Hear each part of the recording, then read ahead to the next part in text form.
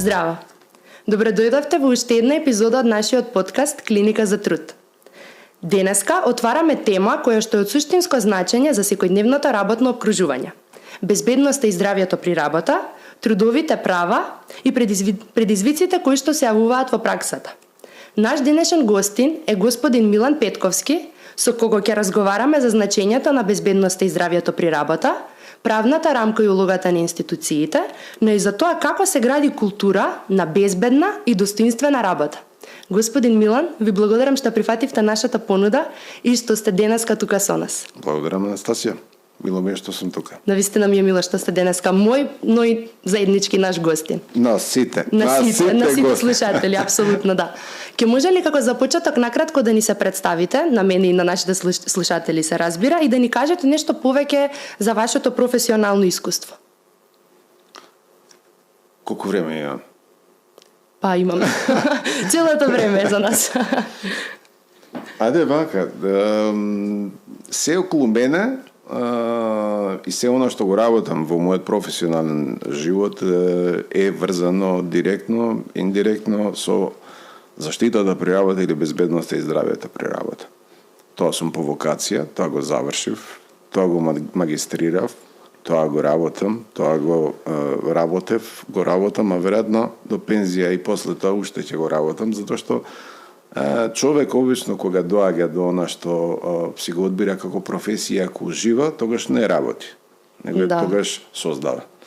Така и во оваа ситуација, би рекол 30 години се занимавам со креирањето на таа превентивна култура, каде што длабоко во себе го има оној човечки елемент, а тоа е да заштитиш, тоа е поточно да сочуваш некого, да спречиш да му се случи некое зло, да спречиш да се случи некоја болест, да спречиш да му заврши прерано животот и среќен да се врати, срекна да се врати дома кај своите.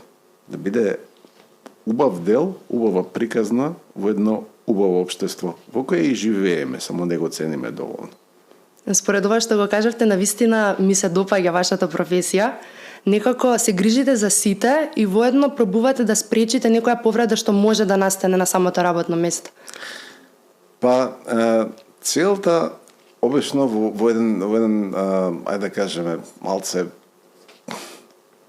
шалив жаргон. Доаѓаме во ситуација и го викаме ние сме оние шамани порано што биле, кои ќе пресечат пиле на половина, па му гатаат од утробата за да кажат дека може нешто ќе се случи или нема да се случи. Не, се е базирано во мојава струка, интердисциплинарна струка која имав среќа да ја завршам овде на Машинскиот факултет. Постоеше еден факултет за интердисциплинарни студии по заштита при работа, во кој полагајќи некаде од прилика, мислам горе-доле 45 предмети, дојдовме во ситуација, сите беа од природната наука, значи сите беа базирани на математика, на физика, на хемија, сите тие допринесуваа да сватиш дека ниту една несреќа не е производ само на едно случување, него несреќите се комплексни состојби кои доведуваат повеќе работи скриени под чергиче, доведуваат до една несреќа која се случува со најчесто во најекстремна мерка со поразителни последици од земање на човечки живот.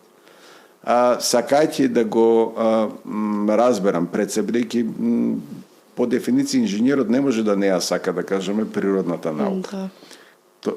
Да не заборавам дека и овде имав предмети, трудово право, и овде кај професорката Гзиме Старова полагав трудово право. И доаѓавме во ситуација да, како инженер, сакајќи да ги разбере принципите кои водат, да кажеме, до одредени состојби каде што луѓето се повредуваат, најчесто применуваме, да кажеме, одредени практики кои се поврзани, да кажеме, со така наречените проценки на ризиците на работното место. Сега, што значи тоа? Што значи да процениш? Се враќам на шаманото, нешто гатам. Наместо да гатаме, ние применуваме математика. Тоа е делот каде што се обидуваме на близок начин на работодавачот, а и на работникот, да му предочиме дека тие начини на делување веројатноста е голема да завршат со одредени несакани состојби и последици. чисто за пример. Како деца претпоставувам родителите кои ќе ви кажат не фаќај таму. Да. Нели во штекерот, зошто? Не велат тие заради тоа што е штекерот убав, него затоа што сакаат да го заштитат детенцето за да последицата од електричната енергија не предизвика поголеми проблеми. Не фаќај остри предмети. Не пипеј од тие хемикалидите. Не ставеј в уста од тие работи прашкови и така натаму Сето тоа е поврзано со таа наша човечка длабока. Според Павловата пирамида, првата стапка тоа е чувството да бидеме безбедни. Во овој случај, чувството да бидеме безбедни на работното место. Да, ви благодарам за вашиот одговор. Би сакала да ве прашам која е улогата на трудовото право во обезбедувањето на безбедни и здрави услови за работа и со какви предизвици најчесто се соочуваме во праксата? Ајде вака да го разглобиме тоа делче по делче за на сите да им биде, оние кои не гледаат, кои не слушаат, да им биде појасно што значи тоа трудово право. Не е тоа само предмет, него едноставно трудот е нешто што секој од нас го продава. Така? Да. Доаѓа во ситуација, го нуди на пазарот на труд, значи јас имам одреден сет на мои, да кажеме, како да ги наречам тие умешности. Имам сет на умешности кои ги знам да ги работам најдобро, оно колку што сум знаел да ги научам, и тие ги нудам на мојот пазар на труд, да речам дека сум плочкар. Така? Некој ги купува, некој ме продава, тоест става, да кажем, одредена маргина, заработува на тоа ја што го правам и така натаму и така натаму. Се обидувам да го пред се разбистрам делот околу трудот и сега да го поврзам со делот на законот. Ако сето тоа што го напомнав, всушност се случува во беззаконие, ќе дојде во ситуација дека ќе имаме многу мистри, многу секирчиња, многу чекани што ќе работат. Некој ќе биде прелажан, некој ќе се чувствува дека е прелажан, некој намерно ќе прелажува. За да не се случува тоа и да воведеме ред во играта на трудот, ние имаме направено сет на правила преточени во закон. Тоа е малтене договор. Сме се договориле и јас, како онај кој го нуди трудот, и оној кој ми го најмува трудот, во случајот работодавачот, да играме по одредени правила. Во тие правила, трудовите правила не се само фокусирани, да кажеме, на делот на безбедноста и здравието при работа, кој се суштински елемент, него го имаат малце поширокиот аспект, а тоа е делот плата. Колку ќе ме платиш, колку не смеш да ме платиш, колку ќе биде моето работно време, колку ќе биде возраста на која јас ќе се вработам и ќе го нудам трудот. Затоа што баш и се извинувам. Нема проблем. Баш во дел на историјата која всушност е една од најголемите учителки, ние доаѓаме во ситуација да барем и во книгата на професорот Јовески, баш овде ја видов систем за заштита на здравје и безбедност, многу убаво има едно поглавје кај што пишува дури пред 100 години било сосема нормално да вработувате деца од 7, 8, 9 години. Зошто? Заради тоа што биле мали по габарит и можеле лесно да одат во тунелите и да копаат јаглен. Жените не им било дозволено да одат да го користат мајчинството, тоест поточно да имаат трудничко, него едноставно веднаш кога ќе се роделе децата, веднашка морале да се вратат. Ќе видите дека оставштина на тоа дури го има во Америка. После третата недела вие се враќате на работното место. И доаѓате во ситуација дека тие договори помеѓу работодавачот и помеѓу работникот го создаваат законот, кој што вели подобро е да играме според овие правила и децата да се вработуваат после 18-та година, така? Децата да можат, да кажеме, да завршат образование, трудот да се цени според оваа минимална надница, времето на работа да биде 8 часа, со можност за дополнително работно време, тоа е поточно прековремени работни часови во одредени услови, да мора работодавачот да биде задолжен единствено да биде задолжен да ја организира работниот процес и да овозможи безбедноста и здравјето при работа и така натаму и така натаму. Не стапна воопшто на делот на здружување, како што е синдикатот, како што е, но секако дел од тие повеќе слојни правила кои се офатени со трудовото право се малтене сет на правила кои што го регулираат начинот кој што младите луѓе на некој начин се и најзаштитени, бидејќи најнесовесни влегуваат во пазарот на труд. Да, ви благодарам за вашиот одговор. Би сакала да ги напоменам правата и обврските на работодавачите и работниците кои што ги имаат во однос на безбедноста и здравјето при работа, и оттаму би сакала да ве прашам дали мислите, според вашето долгорочно искуство, дали доволно ги познаваат своите права и обврски? Законот, како што, ајде да се вратиме, последната верзија на законот која е донесена во Македонија е 2007 година. На 2 август 2007 година беше донесен Законот за безбедност и здравје при работа, кој во основа ја замени предходната верзија, која велеше Закон за заштита при работа. Сега, ако ме прашувате зашто се случи тоа, заради тоа што ние обично кога ги преведуваме работите, ги преведуваме од англиски јазик, на англиски Occupational Safety and Health. На нашиот преведувач, наместо концептот Arbeitsschutz, кој би бил германски заштита при работа, го преведува како безбедност и здравје при работа. Сега, според тој закон кој го преведува нашиве, кој у суштина е европска директива, во основа ги детерминира играчите на оваа утакмица која напомнав. Работодавачот, единствен кој е одговорен да го организира безбедно и здраво работниот процес, работникот, тоест вработениот, кој што всушност го продава својот труд и не смее да биде на негова штета, на штета на здравјето и на безбедноста, не оди во војна да загине, него оди да допринесе, поточно да создаде дополнителна вредност, го дефинира делот на представувањето, тоест поточно како работникот ќе биде запознат со ризиците кои се присутни на работното место, тоест поточно дефинира законот дека не постои ниту едно работно место кое нема ризици на работното место.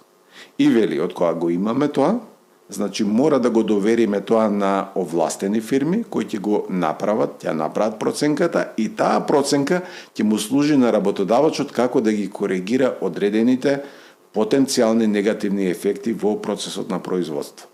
Како ќе го мериме тоа? Па ќе го мериме преку влијанието врз здравјето на вработените и затоа ги праќаме периодично. Следбено на проценката на ризик ги праќаме на 6 месеци ако има непосреден извор на јонизирачко зрачење. На 12 месеци ако некоја трудоинтензивна, да кажеме, форма каде што се присутни одредени, да кажеме, хемиски, биолошки нокси. Или да кажеме, најбенигната форма, таа е, да кажеме, во администрација, кај што ќе одат на 24 месеци.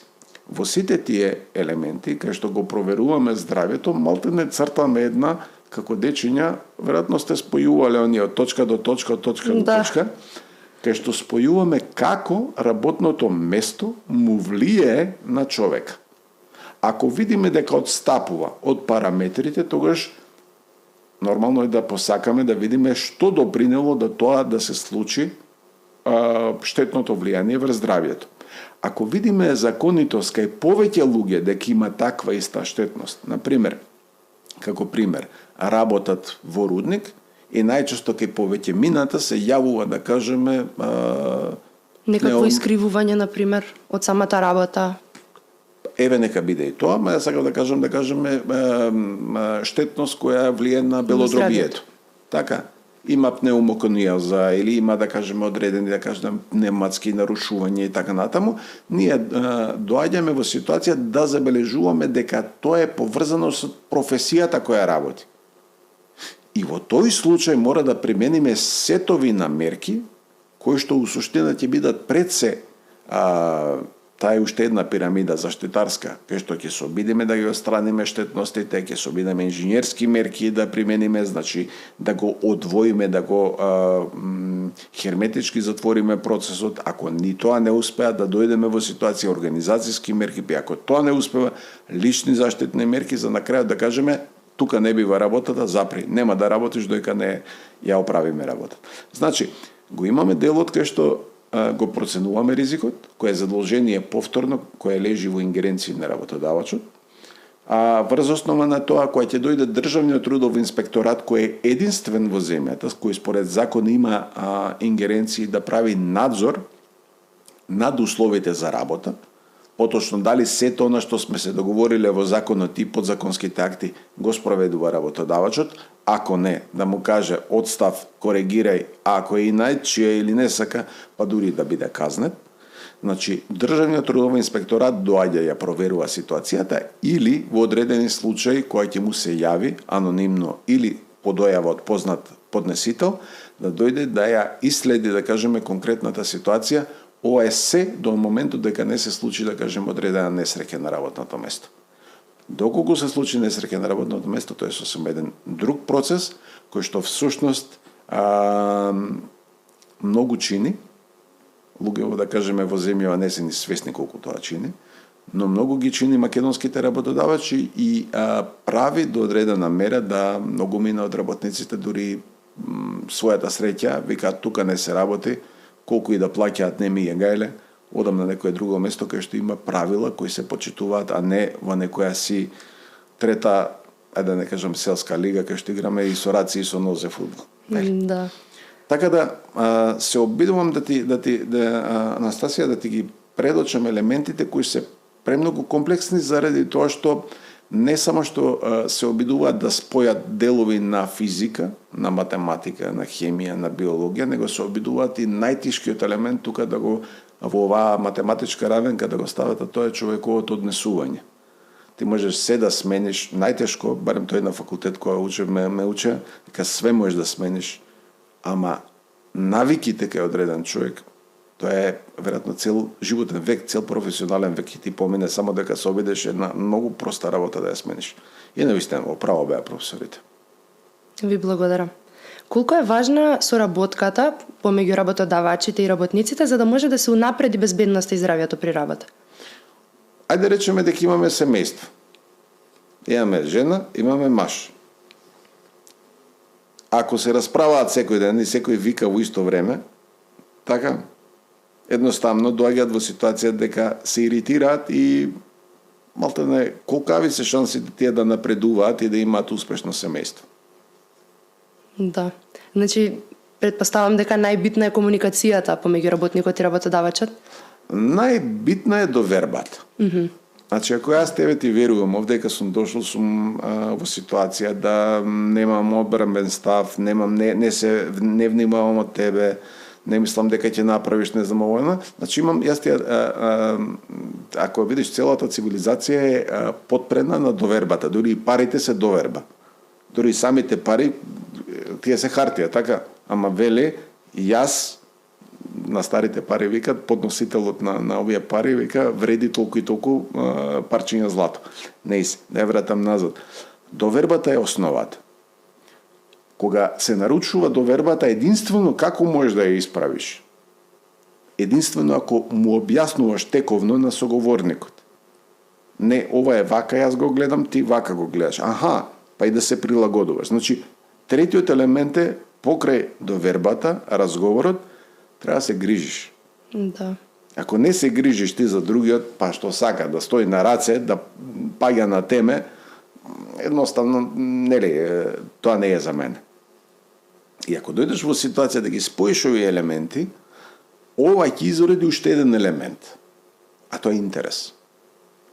Значи, ако нема интерес, ако јас не доаѓам овдека заради тоа што, не знам, не сакам да...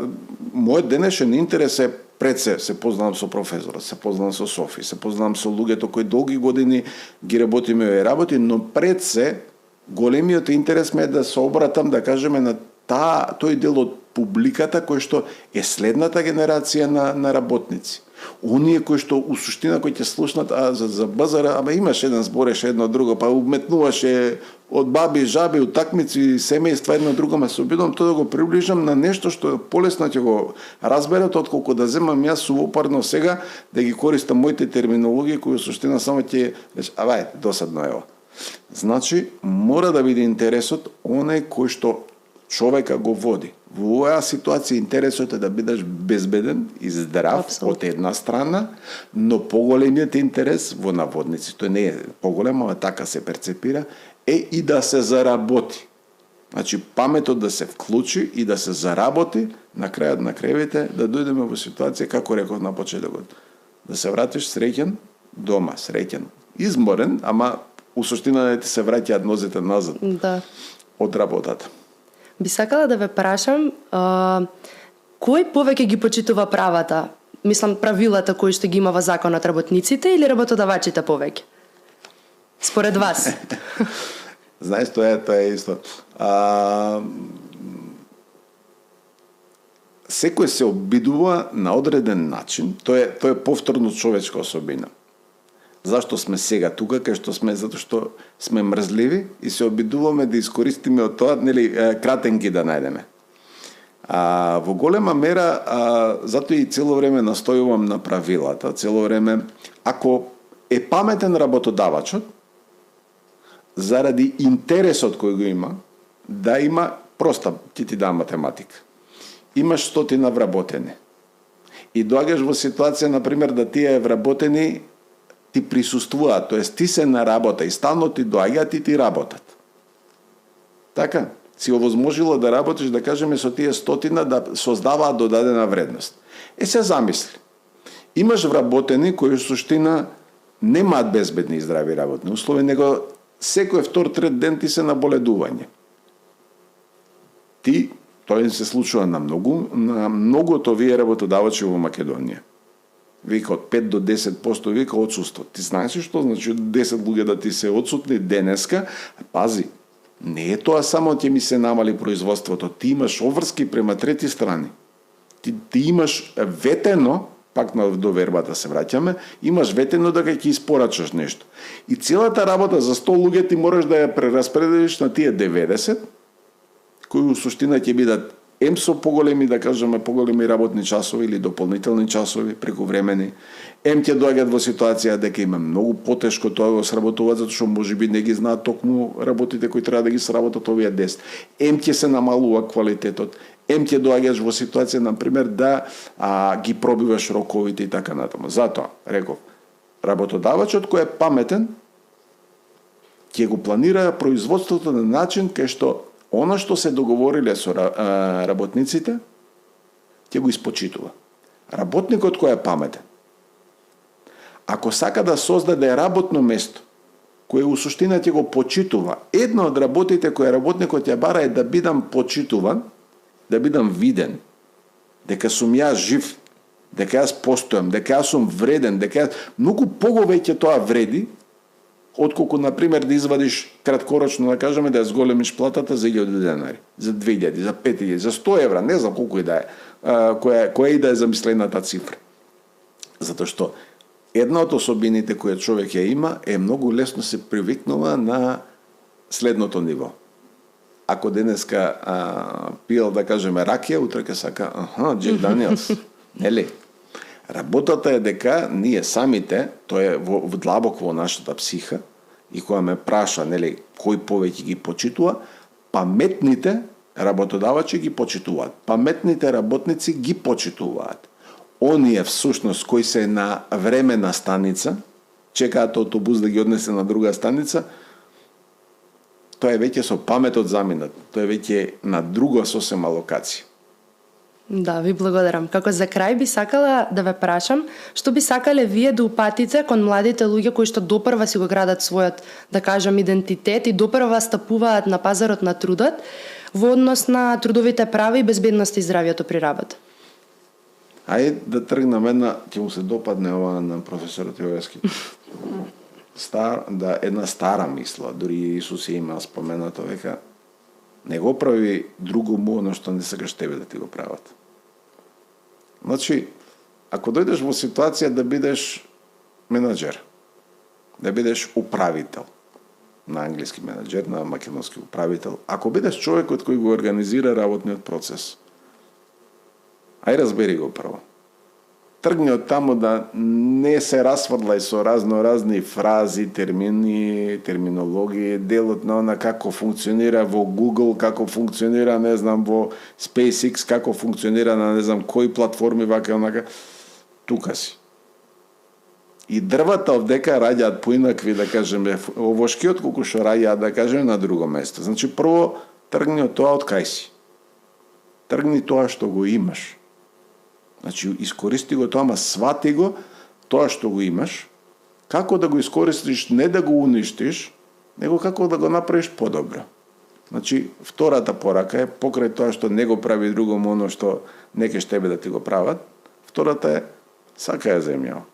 Таа ти изродило, таа ги изродила твоите предци, таа ти изродила тебе и ќе ти ги изроди децата, следното поколение. Од која тоа ќе го направиш, чуваја. А не можеш повеќе да ја чуваш, заради тоа што највеќе ти можеш да си ја сакаш оваа земја, затоа што од тука потекнуваш. Како ќе си ја чуваш? Со почитување на правила. Кога ти ќе го почитуваш онај кој си го најмил да ја одработи работата, кога тој ќе те почитува и правилата ќе важат за секого подеднакво, тогаш ќе имаш убава утакмица која вреди да се гледа.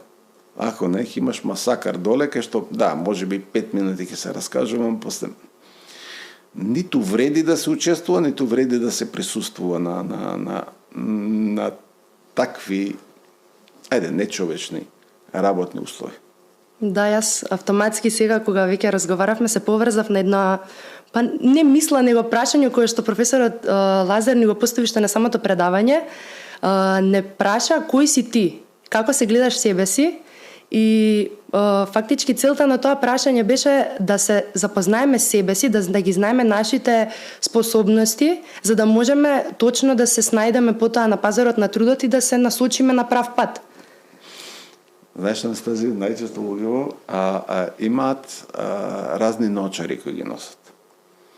И обично сакаме да се гледаме, низ разни диоптри. Значи, никој нема да си го постави вистинското прашање на вистина кој си ти. Многу мина ќе си даваат одговори кои сакаат да бидат. А кога имаме ситуација кој сакаш, на место го поставил, ама обично ние која ќе го слушнем, па ги извртуваме, работиве, кој сакам да бидам? Сакам да бидам успешен, сакам да бидам славен, сакам да бидам, да кажеме, препознатлив, сакам да бидам. А да почнеш да бидеш прво човек, а да почнеш прво да бидеш татко, мајка, а да бидеш оној кој се грижи за семејните вредности. Апсолутно. А да бидеш оној кој си ја сака земјата, ти виш како полесно ќе дојдат сите овие други работи. И сега, да било толку лесно ова што го зборувам, сите дека ќе живеев. Тоа е најтешкото. Имаме многу кривинаши, имаме многу ние кои фаќаат, да кажеме, заради тоа што можат. Оти обично, например, кога човек го спушта гардот, кога верува, така и зборувавме на почетокот, нели? Кога го спуштам гардот и кога верувам, тоа ще најлесно да ми врзе шамар, така? Така е. Тоа не се случува. Така е. Ви благодарам што ја прифативте нашата покана уште еднаш. Се надевам дека ќе имаме можност повторно да разговараме на оваа тема во некоја друга прилика. Секако и јас сум ви на располагање, не само заради тоа што е ова моја професија, него заради тоа што навистина верувам во ова што го зборувавме во изминатиот период. И ме прави горд и кога седам и кога имам разговор со разбрани луѓе. Една од Диоген кога шетол, нели, истории со фенерот, нели, во сред ден, он барал луѓе да види. Во суштина барал луѓе со кои може да направи муабет. Млада си, уште ќе видиш дека и тебе фенерот ќе ти треба преку ден. Во секој случај благодарам, поздрав до сите и делувајте превентивно. Внимавајте на таа превентивна култура. Многу е убаво чувството кога ќе дојде некој кој си му го спасил животот, да дојде да ти се заблагодари, да ти рече, ќе цитирам една сега од моето животно искуство, човек кој доаѓа кај мене во канцеларија и ми вика: "Тебе вчера сум те благословувал." Зошто? Вика, да не беше тоа што го направи, вика, имаше еден анкер, железна шипка, тешка 50 кила, вика, која ми падна преку нозе, века, директно, ако не ги носев тие кондури кои ти ги препорача, века ќе ми ги скинеа прстите. И убаво е. Убаво е да знаеш дека добро нешто се направил, макар и толку мало. Ви благодарам уште еднаш. Драги слушатели, ви благодарам што останавте до самиот крај, а ние се гледаме во следната епизода. Чао!